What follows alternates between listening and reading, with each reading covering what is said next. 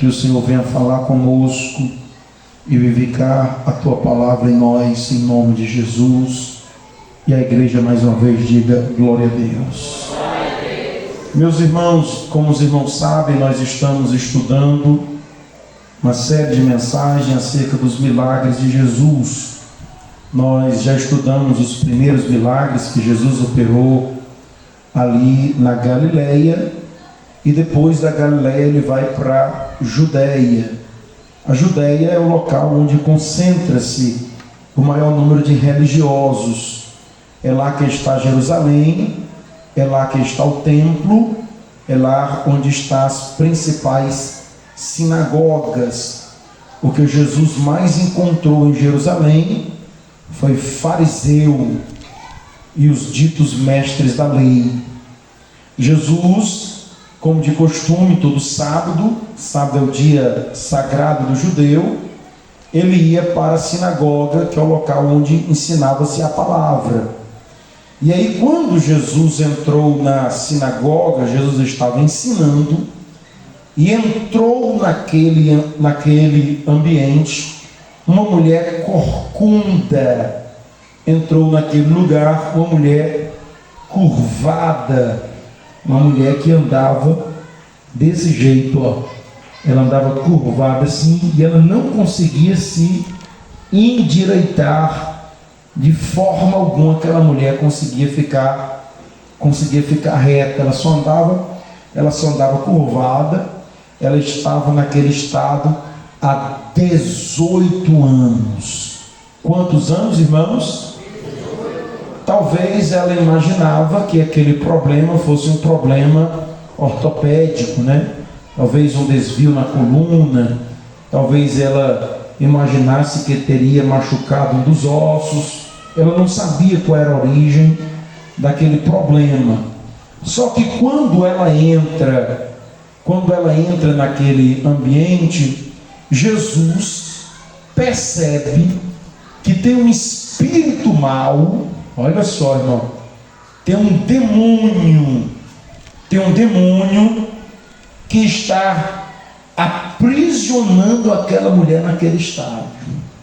Então, quando Jesus olha para ela, Jesus não vê só uma pessoa que tem problema de coluna, mas ele percebe um demônio, um espírito mau, que está segurando as costas daquela mulher daquele jeito, e ela não consegue ficar reta. E aí Jesus, olhando para a mulher daquele jeito, para o seu sermão e chama ela para perto. Jesus não vai curar ela à distância. Jesus, vem cá, minha filha.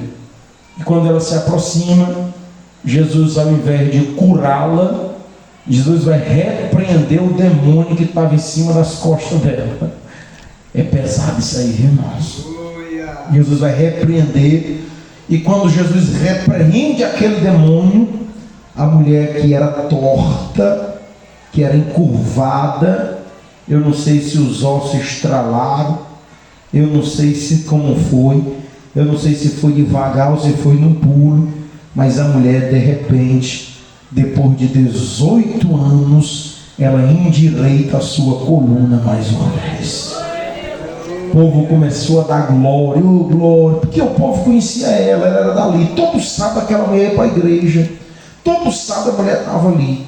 Quando o povo viu aquilo, disse: olha aí, rapaz, a irmã fulana foi curada. Só que quando o chefe da sinagoga, que é o dirigente da igreja, né? O pastor da igreja pegou o microfone, o homem ficou indignado. É o que está dizendo, o homem ficou indignado. E ele diz assim: ora, tem 6 dias para trabalhar, e essa mulher vem para cá para ser curada logo no sábado. Porque na cabeça dele, dia de sábado não é dia de curar. E ele tem que preservar o costume da igrejinha, da congregação. Ele tinha que preservar o costume ali da sua sinagoga. E ele não podia aceitar que algo saísse do normal. Aí Jesus não precisou nem do microfone, né? Nem tinha microfone naquela época. Jesus não precisou nem pedir a oportunidade. Jesus apontou o dedo assim para ele. Irmão, porque Jesus sabe ser amoroso, mas Jesus também sabe ser rigoroso, viu? apontou o dedo para ele e disse: seu hipócrita, seu hipócrita, qual de vós, aí olha para tudinho, né? Qual de vós que tendo um boi, porque tudinho tinha boi, tudinho tinha carneiro, quer dizer que dia de sábado vocês não soltam os bois de vocês para comer, não? Para ir para a manjedoura, não? Vocês são hipócritas, vocês só olham para o vosso próprio umbigo. Aí, irmão, quando Jesus denunciou a hipocrisia dos religiosos, aí foi que o glória a Deus aumentou mais ainda.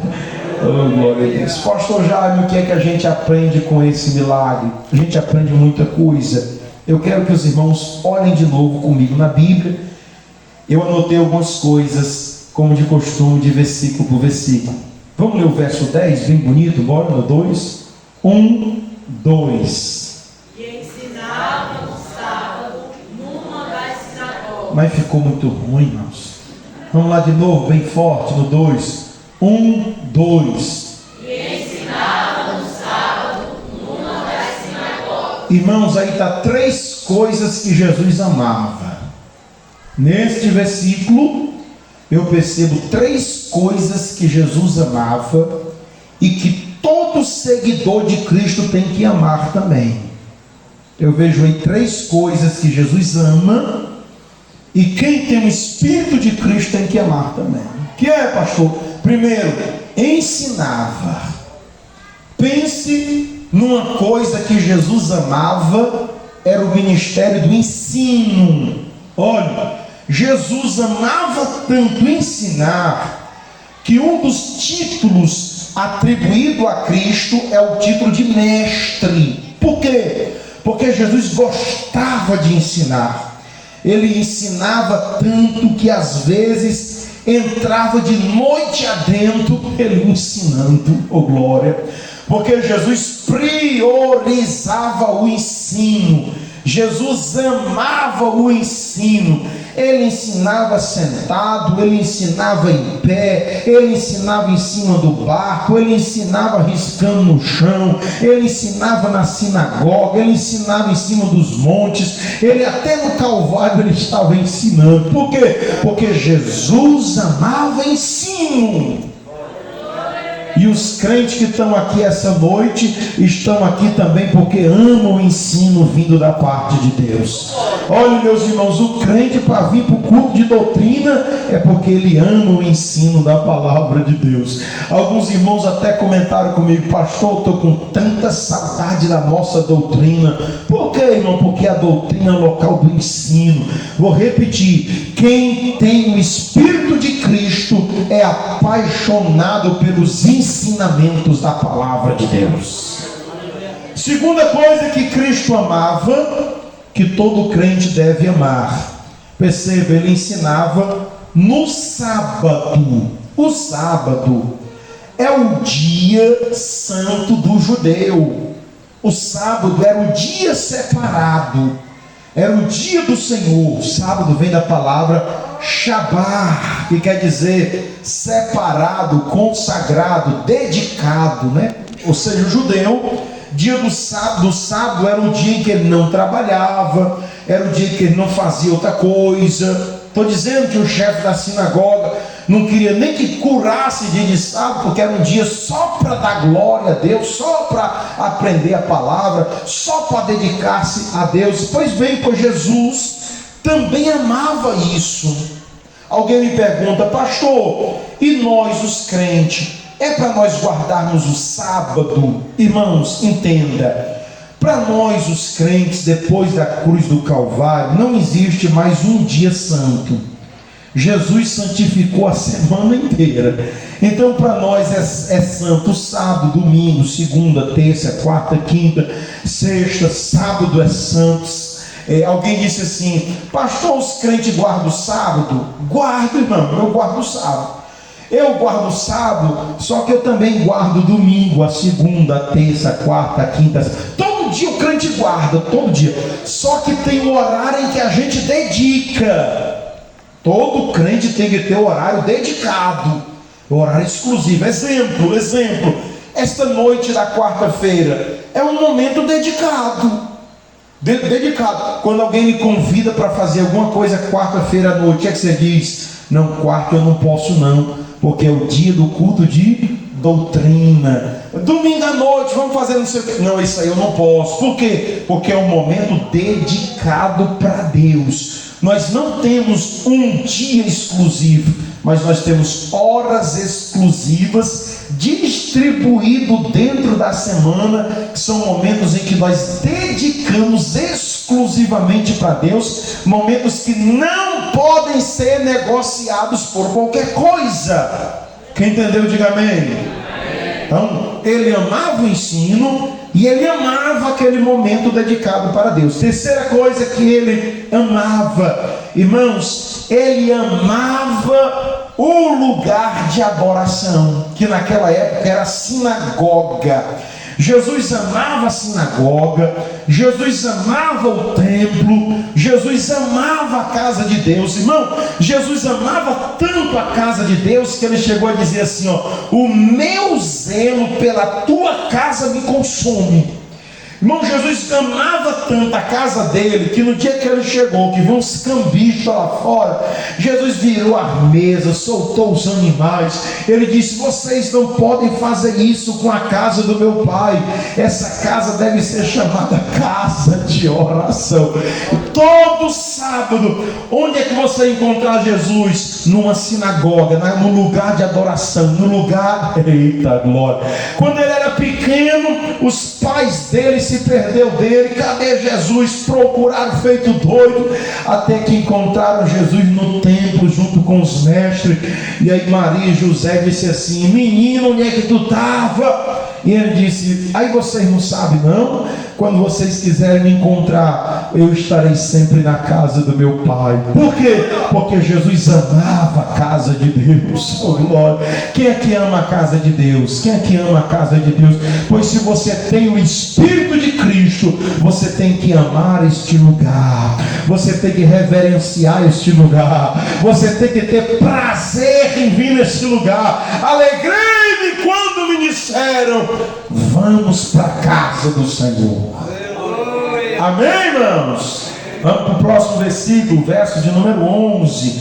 Vamos lá, outras lições que a gente aprende nesse versículo. No 2, bem bonito. 1, 2. E eis que estava ali uma mulher que tinha um espírito de enfermidade, havia já 18 anos, e andava curvada, e não podia de modo algum lhe endireitar-se. Irmãos, olha só algumas lições que eu tiro desse versículo. Primeiro, o texto diz assim, ó: e eis que estava ali uma mulher. Diga assim, ela estava ali. E ela tem todas as desculpas para não estar ali. Ela tem ela podia muito bem dizer: eu não vou para a igreja hoje porque eu estou doente. Ela tinha muito bem a desculpa de dizer: eu não vou porque eu estou encurvada. Mas esta mulher, embora enferma, oh glória, não usou a sua enfermidade como desculpa para vir para a casa de Deus. Ou seja, ela é uma mulher curvada, doente, mas não perdeu o prazer para estar na casa de Deus. Olha, irmãos, a bênção de Deus está na casa de Deus. E esta mulher é tão apaixonada por Deus que ela não vai usar a doença como desculpa para vir a esse lugar, como a gente faz muitas das vezes. Eu não vou hoje não porque eu estou com dorzinha de cabeça. Eu não vou não porque hoje eu tô assim, eu estou assado. Olha só, a bênção é para quem se esforça. Quem está entendendo, diga amém. Amém. Outra coisa que eu vejo aqui: estava ali uma mulher curvada, mas não prostrada. Curvada, mas não parada. Porque ela podia usar a desculpa, né? Eu estou curvada, eu não vou mais não. Faz 18 anos que eu estou indo. é sempre do mesmo jeito, eu já sei o que é que vai acontecer, as reuniões é sempre do mesmo jeito. Foi isso que ela usou, foi, irmão? Não, pelo contrário, ela disse: eu sei que eu já fui várias vezes e nada aconteceu, mas eu vou hoje, porque talvez o dia da minha bênção seja hoje. Irmãos, alguns crentes ainda estão na prova, porque no dia que era para ter vindo, não veio, ficou em casa. A minha mãe que dizia que quem perde um culto perde uma bênção, quem perde um culto perde uma oportunidade de ser sarada, de ser tocada, de ser liberta. Aleluia. Ela está curvada, mas está esforçando-se para estar no centro da vontade de Deus. E sabe o que é que vai acontecer? O esforço desta mulher vai ser premiado por Cristo. Me ajude a dar a doutrina. Me ajude a dar a doutrina. Diga para esse crente que está do teu lado, diga se o teu esforço vai ser premiado. Teu esforço vai ser recompensado pela parte de Deus. Eu estava ali uma mulher, aí o texto continua, que tinha um espírito de enfermidade. Perceba, um espírito de enfermidade. Eu quero frisar essas duas palavras. Primeira palavra, enfermidade. Alguns estudiosos fazem a distinção de doença para enfermidade. Alguns estudiosos dizem que doença é no campo físico. Doença é algo patológico. Exemplo, a gripe é uma doença, o câncer é uma doença, é uma perna quebrada é uma doença. E enfermidade é no campo psicossomático, como depressão. A enfermidade é algo de ordem espiritual. E olha o que Jesus está dizendo. Essa mulher está encurvada. Todo mundo pensava que o problema era no osso. Aí Jesus olha e diz: não é doença, não, é enfermidade. O problema dela não é de ordem física, o problema dela é de ordem espiritual. Escute, irmãos, olha a distinção clara. Porque nem toda doença é doença, às vezes é enfermidade. E quando é enfermidade, doenças que são no âmbito espiritual, o remédio da farmácia não funciona. Vou repetir: doenças de ordem espiritual, você vai no médico, você faz o exame, você vai na farmácia, você toma xarope, você faz o que faz e não dá certo. Por quê? Porque problemas de ordem espiritual, só quem resolve é remédio espiritual. E deixa eu te dizer que o remédio espiritual para todas as doenças é Jesus de Nazaré, o nosso Deus. E Ele está aqui essa noite. Quem já tomou desse remédio espiritual aí, levanta a mão e dá um brado de glória a Deus. Outra coisa muito pesada que tem para dizer nesse texto, eu preciso dizer, é que esta doença era de ordem espiritual e demoníaca. É pesado o que eu vou dizer. Aquela mulher andava assim, ó, sabe por quê? Porque tinha um espírito imundo nas costas dela. E ela pensava que era problema nos ossos, que era problema ortopédico. Ela pensava que era coisa natural, mas não era coisa espiritual. Escute, irmãos, tem muitas doenças no corpo humano que a gente pensa que é natural e não é. Não sou eu que estou dizendo, é a Bíblia. Tem coisas que é demônio. Pastor, ore por mim, eu estou tanto dia gripado, eu estou tanto dia com a garganta inflamada, o meu joelho que não fica bom, uma dor de barriga que não passa, uma febre que não some, um negócio que vai e vem, eu tomo remédio e não resolve. Você precisa pedir discernimento de Deus, porque talvez essa seja uma obra maligna, e contra a obra maligna, só o poder do sangue de Jesus para expulsar esse demônio. Pastor, e crente pega essas coisas, pastor? Pastor, e crente pega essas coisas? Ora se não. Não vigia não para tu ver. Pastor, e quando é que entra? Quando a gente não vigia, quando a gente peca. Eu já disse e vou dizer de novo. Quando a gente peca, exemplo, você fica falando da vida alheia. Quando você fica falando da vida alheia, o Espírito Santo se entristece. E quando o Espírito Santo se entristece, o Espírito Santo recua. E é nesse recuo que a seta maligna entra. É nesse recuo do Espírito Santo que entra o espírito mau, que causa enfermidade dentro do corpo. Diga para quem está do seu lado, diga assim: o negócio é sério, irmão. Segura a tua língua, viu? Segura a tua língua, segura os teus passos, fecha os teus olhos, vigia nas tuas mãos, cuidado com quem você conversa, com quem você conversa, porque se você, porque basta uma brechinha, ó, aí a seta maligna entra, tá doente, toma rios de remédio e não resolve. Aí tem que fazer o que, pastor? Tem que fazer uma campanha de jejum e oração, porque tem demônios que só sai com jejum e oração. Tem alguém entendendo o que Deus está dizendo aqui, irmão? Outra coisa, ó, deixa eu ver de novo. Eis que estava ali uma mulher que tinha um espírito de enfermidade, que havia 18 anos. Quantos anos, irmãos? Quantos anos, irmãos? Mais do que a mulher do fluxo de sangue. Porque a mulher do fluxo de sangue só era 12. Só era 12. Repita comigo, só era 12. Olha a palavra só.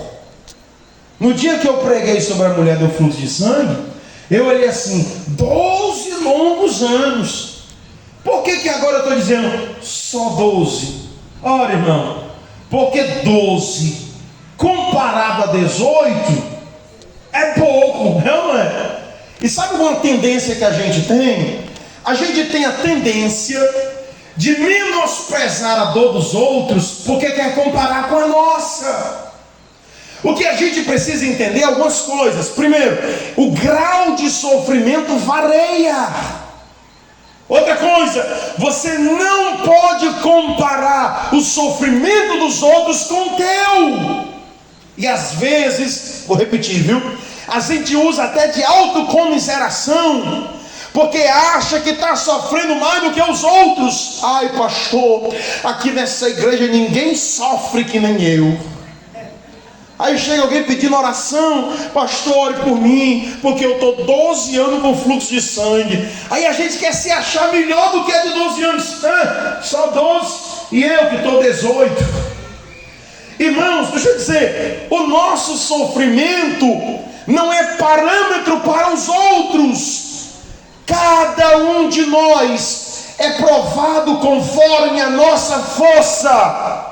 Sabe por que aquela sofreu 12 anos? Porque ela tinha suporte para aguentar 12 anos. Sabe por que esta outra está sofrendo 18? Porque ela tem força e suporte para aguentar os 18 anos. E aí, os irmãos estão entendendo o que o pastor está dizendo, irmão? Não se considere melhor do que ninguém só porque você sofreu mais do que alguém. Não quero humilhar alguém, ou desprezar alguém, ou pisar na cabeça de alguém, se isso não aguenta nada. Não queira fazer isso, porque você sofreu 18 e o outro só sofreu 12. Olha só, irmão, pastor, mas 18 é mais do que 12. Irmão, imagina essas duas mulheres discutindo, hein? Tu só aguentou 12? E eu, que tive que aguentar longos 18 anos. Ela está se achando, tá, irmão? Aí eu imagino, chegando na conversa, o costo do tanque de Betesda. Tu aguentou quanto, mulher? 18. E eu, que aguentei 38 anos. Sabe o que eu aprendo aqui? Você pode estar sofrendo mais do que alguém, mas tem alguém que também está sofrendo mais do que você. Ninguém sofre o mesmo nível de sofrimento. Ninguém passa pela mesma tarefa espiritual. Eu gosto de dizer isso. Eu já disse aqui, vou repetir. Quando Deus chamou Gideão, disse assim: Gideão, vai na tua força. O problema de muita gente é porque ele quer caminhar na força dos outros. Ele quer se comparar com os outros. Você não tem o pique dos outros. Vá no pique que Deus te deu. Vá na marcha que Ele determinou. Vá suportando o que está sobre ti. Se está vindo, é porque Deus sabe a tua força. E nunca quero humilhar alguém. Pastor, é porque eu aguento mais do que o fulano. Você pode até aguentar mais do que a mulher do fluxo de sangue, mas você aguenta menos do que o coxo de Bethesda. Cutuca o irmão que está do lado e pergunta assim: tu entendeu o mistério, irmão? Havia 18 anos que andava curvada. Repita comigo: andava curvada. Pergunta de novo o crente está do teu lado, pergunta assim: irmão, como é que tu está andando, irmão? Como é que tu está andando, hein? Como é que tu está andando? Irmãos, eu anotei algumas coisas aqui. Eu anotei 3 coisas aqui. Primeiro, eu anotei aqui, que quem vive curvado tem a visão comprometida. Quem anda curvado tem a visão comprometida. Quem anda curvado não consegue ver as pessoas olho no olho. Quem tem a visão curvada não consegue olhar nos olhos das pessoas. Imagina que não pode direitar uma pessoa curvada para olhar no olho do outro. Ou seja, não consegue ver o outro com pé de igualdade. Quem tem a vida curvada, quem anda curvado, tem um sentimento de inferioridade. O curvado se acha menor do que os outros. O curvado se acha desmerecido em relação aos outros. O curvado sempre acha que os outros é melhor do que ele. O curvado, agora é o contrário, né? Agora é o contrário. O curvado, ele se sente sempre o coitadinho. O seu olhar é sempre para baixo. Ele não consegue ver as pessoas com pé de igualdade. Sabe qual é o problema disso? É porque o diabo aproveita para gerar opressão na mente desta pessoa. Deixa eu dizer aqui bem direitinho para os irmãos entenderem o recado. Tem gente que sofre de crise de inferioridade porque vive curvado, se acha pequenininho, se acha menos do que os outros, não se acha digno de ser usado por Deus. Mas há poder no sangue de Jesus. Ele manda te dizer: eu vou te endireitar, porque eu preciso usar a sua vida, porque eu tenho uma grande obra para fazer. Quem anda curvado não consegue orar o Salmo 121, que diz: eleva os meus olhos para o monte, é de lá que vem o meu socorro. Tem gente que está aflito à toa. Tem gente que está angustiado à toa. Tem gente que está chorando de graça. Por quê?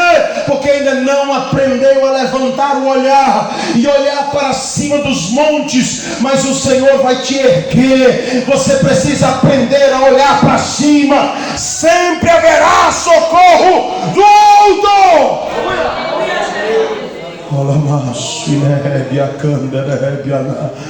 Me ajude a pregar nesse culto de doutrina. Diga aí para o crente que está do seu lado: aprenda a olhar para Deus. Eu tinha um pastor que dizia assim: tem crente que parece que recebeu o espírito de porco. Por quê, pastor? Que o porco só olha para baixo, mano.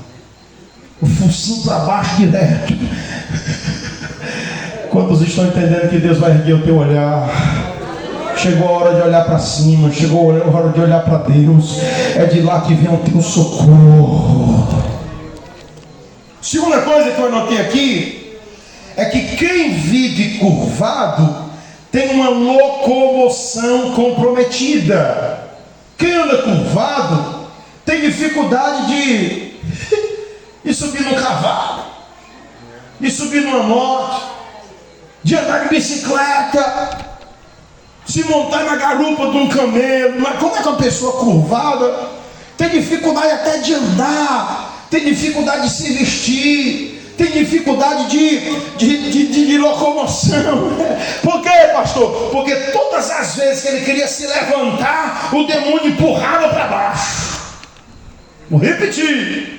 Todas as vezes que queria se levantar, não tinha um demônio nas costas, empurrava para baixo. Deixa eu dizer uma coisa, porque tem gente aqui, eu estou sentindo de Deus dizer, que já tentou se levantar várias vezes, mas foi uma batalha espiritual para te jogar para baixo.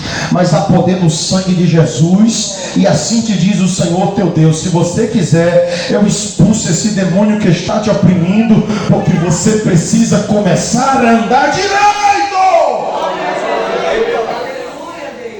Agora não é para falar nem para cutucar, não. É para balançar o crente do teu lado e assim: ande direito, irmão. Se endireite. Eita, papai. Aleluia. Se endireite. Aleluia, Deus. Se endireite. Endireita essa conversa, endireita esse negócio, endireita esse papo, relemaço, endireita esse relacionamento. Pare de ser um curvado. Pastor, eu já tentei, mas porque toda vida que eu tento, o demônio empurra para baixo. É porque você está tentando da maneira errada. Você precisa procurar Jesus na casa de Deus e esperar o milagre, porque uma hora dessa Deus vai expulsar esse demônio. Quem está entendendo o que Deus está dizendo? Eu anotei aqui, irmãos, que existe outros tipos de curvatura, que às vezes a gente não é curvado fisicamente, mas às vezes a nossa alma se curva para outras coisas. Eu anotei aqui exemplo, ó. Adão e Eva, que se curvaram para a proposta da serpente, e o Davi, que se curvou para o seu desejo sexual quando olhou para Batseba, e o Judas, que se curvou pela ganância ao dinheiro das 30 moedas de prata. Eita Jesus, tem gente que se curvando para o pecado, se curvando para a preguiça, se curvando para o diabo, se curvando para as coisas da carne. Há poder no sangue de Jesus. Eu venho essa noite entregar o recado de Deus: você precisa se endireitar. Não se curve para aquilo que é trevas. Quem está entendendo o que Deus está dizendo? Olha o que o texto termina dizendo no versículo: e não podia de modo algum endireitar-se. E não podia de maneira alguma endireitar-se. Aleluia. Repita comigo, diga assim, ó. Quem disse isso? Irmão, isso é tudo o que o diabo quer que você acredite. É que não tem como você se endireitar. É tudo que o diabo quer que você acredite nisso. Ao ponto de o autor registrar: não podia de modo algum endireitar-se. Deixa eu dizer uma coisa, irmãos. Tem coisas que a gente não pode receber para nós.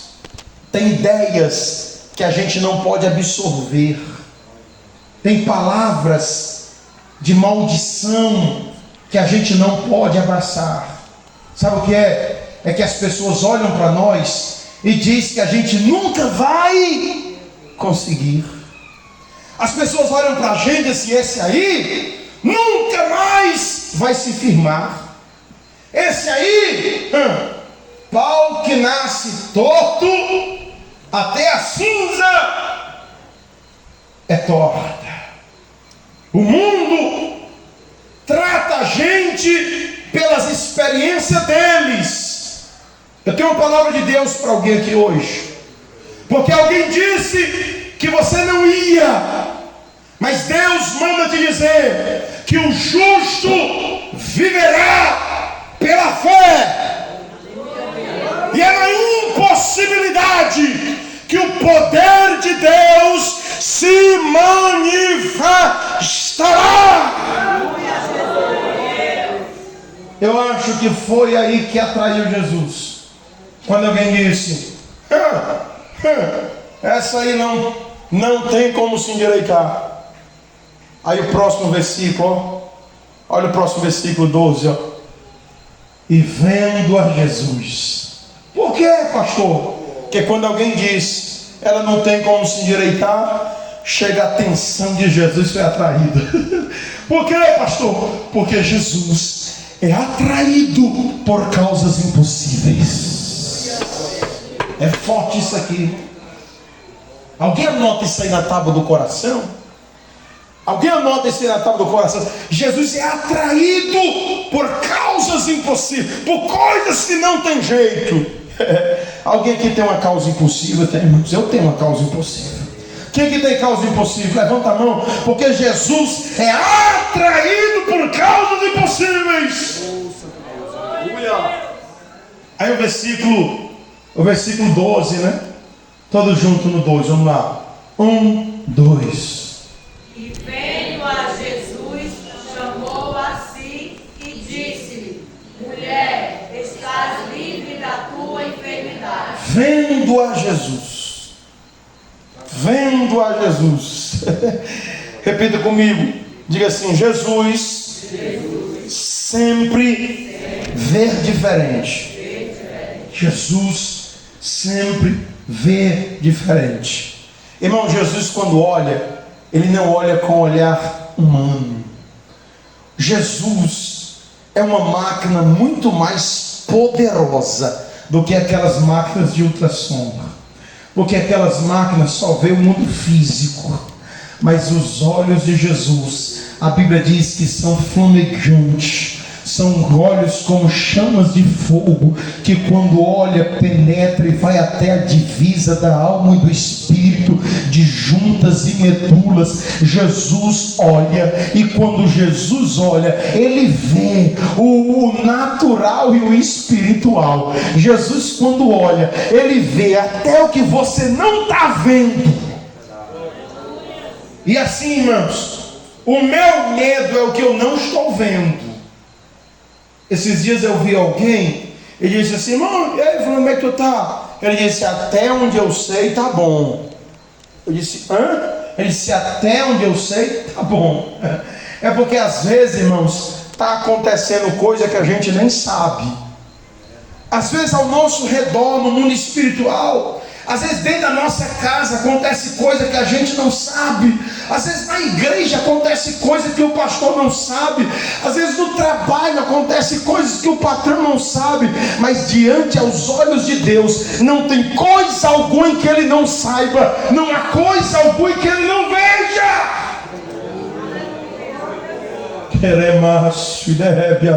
É por isso que há livramento da parte de Deus para nós. É por isso que há livramento de Deus para a sua família. É por isso que há portas abertas sobre a tua vida. É porque Deus vê o que ninguém consegue enxergar. O texto diz: e vendo a Jesus, chamou-a a si. Jesus chamou para perto dele. Por quê? Porque quem ia curar essa mulher era o Senhor Jesus. E não existe cura, vou repetir, não existe bênção que não seja próxima de Jesus. Tem alguém aqui que quer ser abençoado? Tem alguém aqui que quer ser abençoado? Então aprenda a se aproximar de Jesus.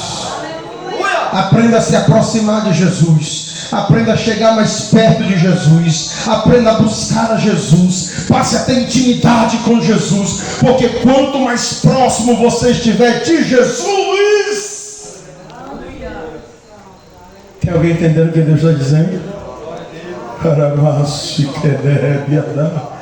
Aprenda a aproximar-se de Jesus. Porque quem cura é Jesus. Quem sara é Jesus. Quem restaura é Jesus. Chamou para si e disse: mulher, estás livre da tua enfermidade. Estás o quê? Livre. E aí, irmãos, a Bíblia diz que se o Filho vos libertar, verdadeiramente sereis livres. Eu sei que o culto é de doutrina, e eu quero frisar, porque tem alguém aqui essa noite precisando ouvir essa palavra. Deus manda eu ressaltar para que você entenda que há nos céus um Deus que é poderoso para fazer libertação de qualquer opressão, quer seja humana, quer seja espiritual. Ele liberta o homem do fumo, ele liberta o homem da jogatina, ele liberta o homem das drogas, ele liberta o homem da bebida, ele liberta o homem dos vícios, ele liberta o homem da fofoca, ele liberta a mulher da língua solta, ele liberta a pessoa da sensualidade, ele liberta a pessoa da prostituição. Agora você precisa aprender a dar lugar. Olha o que o texto está dizendo: está livre da tua enfermidade. Versículo 13, vamos ler bem forte o 13, no 2. 1, 2. E pôs as mãos sobre ela, e logo se endireitou e glorificava a Deus. Você entende que quando Jesus vê alguém curvado, ele quer endireitar? Você entende que Deus olha para a sua vida e vê algumas coisas que estão tortas? Você entende que Deus quer endireitar o que está curvado dentro de você? Você entende que você não pode continuar desse jeito curvado e que você precisa se endireitar? Eu acho que só aqui dá uma doutrina, irmãozinho. Você precisa se endireitar. Endireitar o quê? O que tiver bagunçado, o que tiver torto, o que tiver fora dos conformes.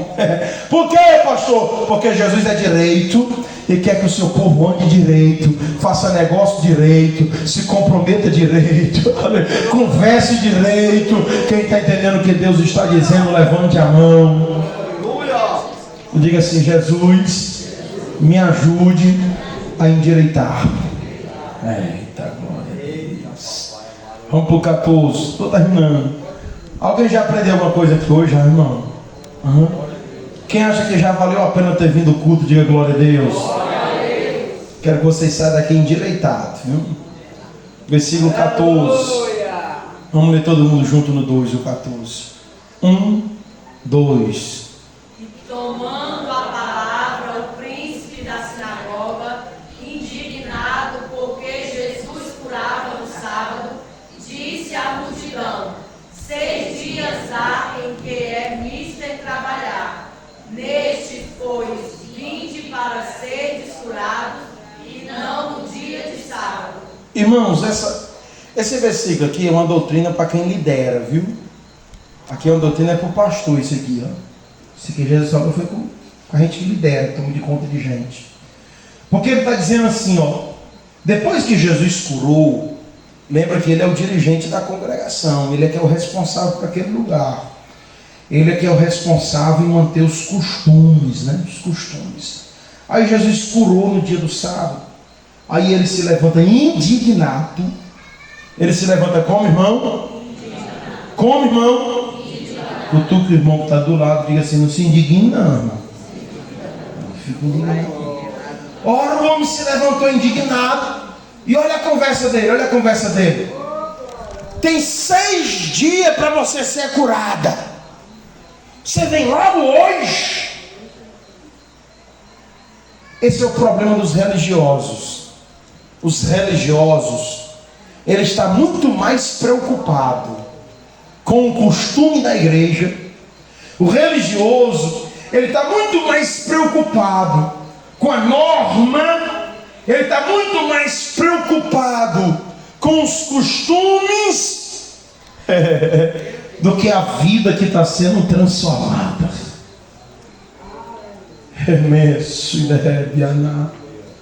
É por isso, meus irmãos, que Jesus disse, referindo-se à religião, Jesus disse assim: toda árvore plantada que não foi meu Pai que plantou, Ele arrancará. Deixa eu dizer uma coisa, meus irmãos. As coisas no dia do arrebatamento da igreja vai ficar. Eu acho essa igreja aqui tão linda, irmãos. Tão linda. Eu achei isso aqui tão lindo. Esse forro é tão lindo. Esse piso é tão lindo. Viu? Essas cadeiras é tão lindas. Essas portas de vida é tão lindas. Esse som é tão lindo. Essas coisas aqui é tão linda. Mas o mais importante da igreja não são as coisas. Porque no dia do arrebatamento da igreja, não vai subir um pedacinho de cerâmica, não vai subir uma caixa de som, uma folha que flores linda, irmão, não vai subir uma, só sobe as pessoas. É por isso que o mais importante da igreja nunca vai ser as coisas, sempre vai ser as pessoas. Sabe por quê? Porque as coisas a gente compra ali, passa o cartão, traz para cá. Agora as pessoas não. As pessoas, elas têm alma. As pessoas têm projeto de Deus. Oh glória. As pessoas têm chamada divina. Você é muito mais importante do que esse banco que você está sentado. E se for preciso quebrar alguma regra para abençoar as pessoas, nós vamos quebrar. Jesus curando aqui um domingo desse. Irmão, teve um domingo desse aqui que o pastor Anselmo veio. Jesus curou as pessoas. Cadê a dor? Sumiu. Cadê a dor? Sumiu. Cadê a dor? Sumiu. Jesus curando. E gente incomodada com o relógio, porque era 8h30. Já 8h30, o pastor não vai terminar esse culto, não, 8h30. Irmãos, às vezes a gente tem que quebrar as normas, às vezes a gente tem que quebrar as regras, para que alguém seja abençoado por Deus. Quem está entendendo, diga amém. Amém, irmãos? Oh, glória a Deus. Oh, glória a Deus. Eu podia até usar como exemplo, ó, esse computador que foi tão caro, esse computador que a Alexandra trabalha, né? Mas quem é mais importante? O computador ou a Alexandra? Alguém está entendendo o que Deus está dizendo? Você tem um valor. Jesus não morreu para comprar um templo. Jesus morreu para comprar vidas, para comprar pessoas. E aqui na igreja, irmão, a gente tem que aprender a tratar bem as pessoas. A gente tem que aprender a orar pelas pessoas, cuidar das pessoas, valorizar as pessoas, abraçar as pessoas. Porque o projeto de Deus envolve vidas. Vamos para o 15. Bem forte no 2. 1, 2. Respondeu-lhe, porém, o Senhor e disse: hipócrita, no sábado não desprende da manjedoura cada um de vós o seu boi ou jumento, e não leva a beber água. Meus irmãos, esse é o problema da lei. Esse é o problema da lei. Porque eles que queriam ser o defensor da lei, para se beneficiar, eles também quebravam a lei. Jesus está dizendo hipócrita. Jesus está dizendo assim: você quer que o outro siga a risca, mas tu segue a risca? O problema do religioso é que ele é hipócrita. Ele cobra dos outros coisas que ele também não faz. O que é hipócrita? É querer ser melhor do que os outros, não sendo. O que é ser hipócrita? Ser hipócrita é julgar o fulano, sendo você sujo do mesmo jeito. Isto é hipocrisia. Mas quantos creem que Deus vai nos guardar do fermento da hipocrisia? Oh, glória a Deus. Vamos para o 16. Está terminando já, irmão. Vamos para o 16. Bem bonito. No 2, hein? 1, 2. E não convinha soltar desta prisão no dia de sábado esta filha de Abraão, a qual há 18 anos Satanás mantinha presa. Irmãos, eu quero dizer duas coisas muito fortes. Eu vou terminar nesse versículo. Eu quero dizer duas coisas muito fortes para você ir para casa refletindo essa palavra. Primeiro, perceba que Jesus, olha para mim, Jesus dá testemunho desta mulher. Jesus está dizendo assim: essa filha, essa mulher é uma filha de Abraão. Esta mulher é alguém que está dentro da promessa. Essa mulher é alguém que está dentro da aliança com Deus e de Deus com ela. Essa mulher é uma mulher que frequenta a igreja. Todo sábado ela estava lá. Esta mulher é uma mulher que é uma mulher esforçada. Preste atenção. Ela é ativa na igreja. Ela é uma mulher esforçada. Ela é uma crente. O próprio Cristo dá testemunho dela. Eu não estou falando de alguém que está desviado. Eu não estou falando de alguém que aparece só de vez em quando. Eu não estou falando de alguém que é preguiçoso. Eu estou falando de alguém que é envolvido. Eu estou falando de alguém que está sempre presente. E é o próprio Cristo que está dando testemunho dessa pessoa. E Cristo diz assim: esta filha de Abraão esteve 18 anos sendo tudo isto, e mesmo assim sendo aprisionada por Satanás. Olha como esse negócio é difícil de compreender. Há 18 anos o diabo mantinha ela presa. Você está entendendo o que o texto está dizendo? Pastor, o que é que isso quer dizer? Isso quer dizer que nós não podemos baixar a guarda. Isso é uma lembrança para nós de que a nossa luta não é nem nunca foi contra a carne ou contra o sangue. Nós estamos em batalha contra as trevas. Nós estamos batalhando contra os principados e as potestades. Tem gente que brinca de ser crente, mas o diabo não brinca de ser diabo. E mesmo crente, mesmo ativa, mesmo frequente, sofria de uma prisão espiritual. E assim, irmãos, às vezes a gente percebe mesmo isso. Pessoas que vivem presa por uma palavra maligna. Gente que vive presa a uma situação constrangedora. Gente que vive, porque o diabo, para aprisionar alguém, ele usa o que a pessoa tem, o diabo vai usar. Tem gente presa ao passado, preso ao medo, preso à culpa. Mas deixa eu te explicar uma coisa.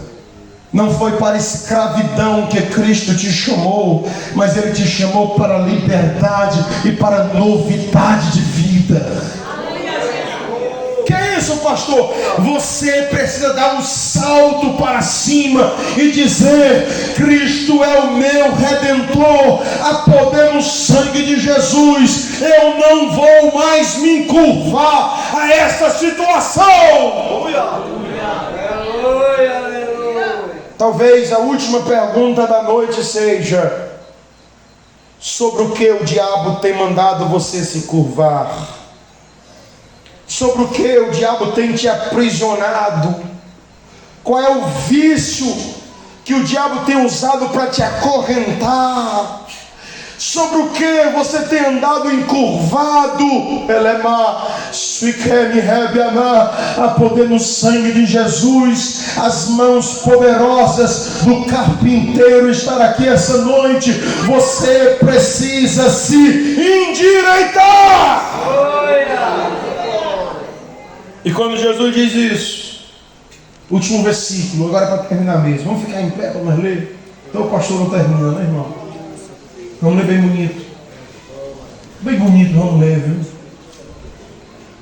No 2. 1, 2. E dizendo ele isso, todos os seus adversários ficaram envergonhados. E todo o povo se alegrava por todas as coisas gloriosas que eram feitas por ele. Irmão, quando Jesus, escute, quando Jesus liberta, quem é teu amigo se alegra, e os teus inimigos ficarão envergonhados. Quando Jesus entra no recinto, quando Jesus dá uma palavra, aqueles que não esperavam e que até soltaram palavra contrária vão ter que engolir a profecia que veio do inferno, vão ficar envergonhados, porque o Deus que promete é o Deus que cumpre. Você pode receber essa palavra? Tem gente que vai ficar envergonhada. Eu vou dizer, viu, que Deus está mandando. Deus vai fazer só para confundir inimigo.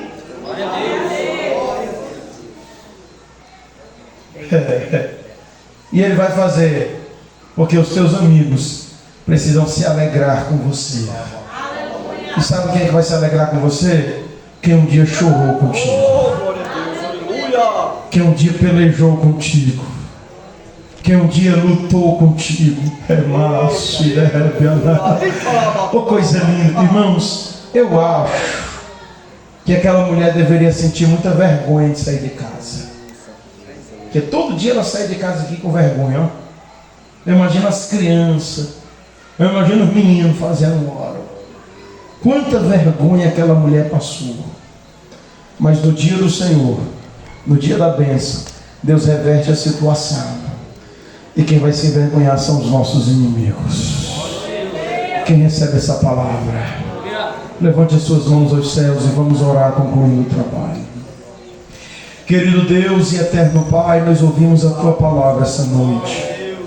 E essa Tua palavra, Senhor Deus, essa noite alertou o nosso coração sobre o andar endireitado. A Tua palavra essa noite nos disse que a gente precisa acertar os nossos passos diante de Ti.